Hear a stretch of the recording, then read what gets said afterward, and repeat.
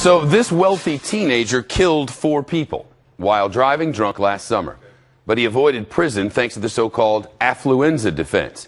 He's back in court today, or scheduled to be, in Texas. This time, he'll learn the terms of his punishment, according to the court.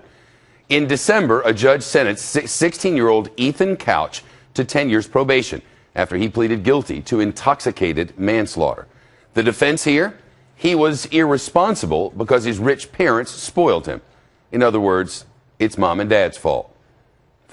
These are the 4 people he killed. Some of their relatives have filed civil lawsuits against Couch. A prosecutor says he plans to take the teenager to court on other charges and ask the judge to put him behind bars. But for today, that won't happen. Our judge, Fox News senior judicial analyst, Judge Andrew Napolitano, was with us. We covered this case back in the day. It was weird then. It's weird now. Yes, and we were startled with the sentence, in large part because most states in the union require some jail time for death by auto.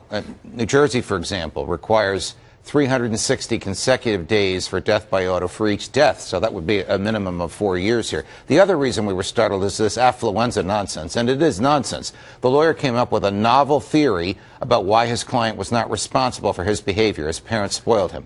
No court in the United States of America has accepted that, and candidly, Shep, this court should not have accepted it until there's a substantial body of scientific evidence to support that, and there's none. There is the possibility of a change today, though, right? Well, look, Texas judges are popularly elected, and this judge has been excoriated in the press from New York to Texas to California because the sentence was so light. She has closed and locked the doors to her courtroom. No media. No media at all. She is going to tell him the terms of his probation. She may be signaling that she's going to do something to satisfy the public clamor for her ouster as a judge. Now, that's also wrong. If a judge makes a mistake, the judge should correct the mistake because it's wrong.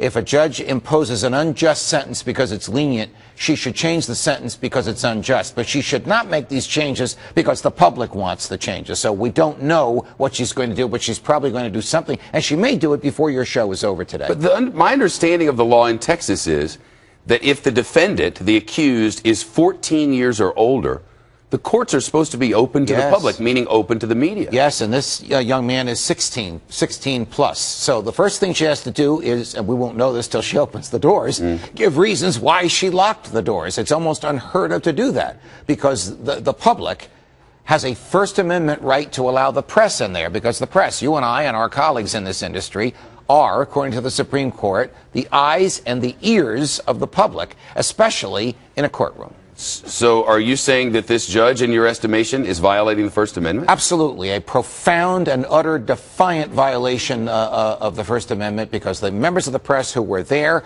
who asked to stay in the room, were unceremoniously frog-marched out. And I'm not saying that they didn't allow cameras or they didn't allow recording devices.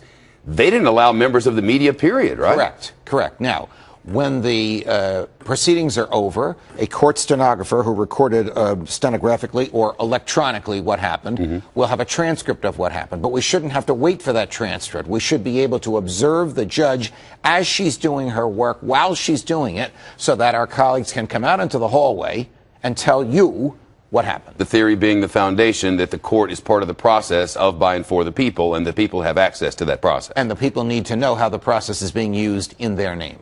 All right. Well, if she makes a change, we'll listen to why. And I guess we'll know soon enough, possibly in this hour, like you said. Hopefully. All right, Judge. Thanks. You're welcome.